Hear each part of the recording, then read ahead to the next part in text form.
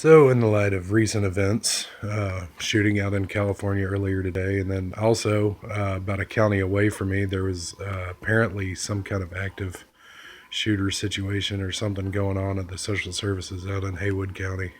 Um, I figure I may as well make a quick video talking about guns. Now, everybody's fully entrenched in their sides. There's, you know, one side, we want to take all the guns. The guns are the fault. Everybody's killing each other because there's so many guns around. And then the other side's like, oh, more guns would save lives. It's our right to bear arms. Everybody's trying to get our guns. Let's fucking argue about it. And then both sides just endlessly bicker. And every time there's a tragedy like this, what better way to give your condolences to families in need and show the world that you actually care about the victims and the children suffering and the families suffering. What better way to do that than, entrench in your side and argue endlessly in a debate that will never fucking end. But that's where we're at as a society right now. But here's the thing. Both sides are right. Okay. Yes, we do have a Second Amendment. Yes, we should be allowed to have weapons. But no, it shouldn't be completely unrestricted and unregulated. We can have, just simply having like a national level registry with thorough background checks, including mental health checks, because everybody knows somebody that shouldn't have a damn gun. I don't care how much of a gun nut you are, you know somebody that shouldn't be carrying one around, and you know somebody that it probably wouldn't be safe for them to have a gun. So, and it just makes sense, and it wouldn't mean taking your guns away just by making sure that they're not in the hands of people that shouldn't have them. But no, it's not going to solve all the problems. And, and the other side that wants to blame everything on the guns, when there's a problem, to identify the cause of the problem, you have to look at things. What was different? What changed before the problem existed and after the problem existed? You have to look at all the various factors and potential causes and correlations. And yeah, guns are used in these events, but are they the cause of these events? And so if you look back, historically, we've had guns. Historically, Americans are kind of gun crazy. We like to bear our arms. I grew up around guns. You look at like old movies and old TV shows, people had guns. You look at the Wild West, people had guns. But what we didn't have were mass shootings, especially mass school shootings. That pretty much started having popularized attention during Columbine. There was actually some middle school, like not too long before that, where some eighth graders did pretty much the same thing. But I don't remember the name of that school, but I remember Columbine. And I remember when Columbine happened, they tried to say everything was because of bullying. And they started, hammering down on bullying and like, everybody has to get along with everybody or you're a bully these days, because the worse the problems get, the more they look for a singular cause, a singular bad guy, a singular thing to blame for the continuing problems in our society. And it's not because of bullying, and it's not because guns exist. You have to look at what's changed. Bullies have always existed. Guns have always existed. So what changed between before then and after then?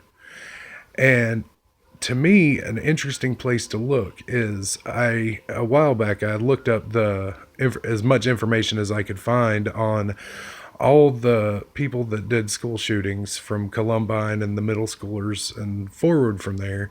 And one thing that I noticed was a direct link between all of them is all of them were on some sort of mental health medication, generally an SSRI. Which is interesting because SSRIs are known to cause, suicidal and aggressive outbursts in young people who take them. And it's interesting to note that it started happening around the time of Columbine, because if you look at the history of various things, back in 1980, I think it was when social anxiety phobia, or was it social anxiety? It wasn't social anxiety disorder yet. Back then, it was just social anxiety phobia or social phobia that was added to the DSM, the third edition. And then in 1985, 1995, I believe it was, there was like a couple, like a psychiatrist and a psychologist that pushed like a movement to do more study into social phobias. And then by 1987, the requirements for being diagnosed as having social phobias were greatly lowered. Now, interestingly enough, when those criteria were lowered, there also happened to be a new drug that hit the market, the SSRIs, Prozac. You know, if you're feeling depressed, it can't possibly be the environment around you and the depressing society. It must all be in your head. Take these drugs, it'll make you feel better. Now, it's very interesting how all these drugs for all these new classifications of social anxiety disorders, which basically, I mean, if you're shy these days, they can say that you're either autistic or have some sort of social anxiety issue. You know, it wasn't until 94 that it was called social anxiety disorder. But yeah. But it's very interesting that children from the 80s became shooters in the 90s. And interestingly enough, as shootings have risen, so have other societal issues, and so has the usage of mental health medications. It's like, I think last time I checked, it was like more than 11 to 12% of Americans are on some sort of medication for mental health issues. And, you know, that's a large number. So, you know, why isn't that more looked into as a potential causational factor in these shootings, in this violence that's happening? Now, I mean, as far as I can tell, it's just a correlation. I don't know one way or the other because, you know, I'm obviously not a scientist. I haven't researched into it. I'm not an expert on any of it. It's just I simply have noticed that there's a correlation. Now, that correlation could be because these medications are causing it, or that correlation could be because the general mental health of our society is getting to a point where people just can't handle it anymore. So those people that can't handle it take drugs, but inevitably maybe the drugs just don't work and they start shooting people. But you know, either way, it's still something that needs to be looked into because it's not just the existence of guns. That hasn't changed. You know, what has changed is the mental health of our entire society. So why, instead of bickering about guns and never ending arguments about taking guns or not taking guns, why don't we try to address the causes of these mental health issues that are so pervasive in our society? Why don't we actually try to address things we can change instead of just simply trying to find a good position to argue with each other from? Because you're never going to change another person's mind on something they firmly believe. It's just not going to happen.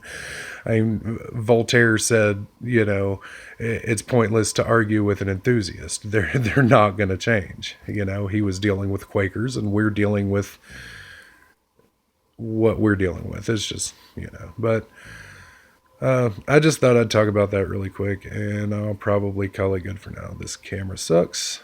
Thanks for watching, and eventually I'll get a better camera. I don't know. Make sure to subscribe. I'll probably eventually make more videos.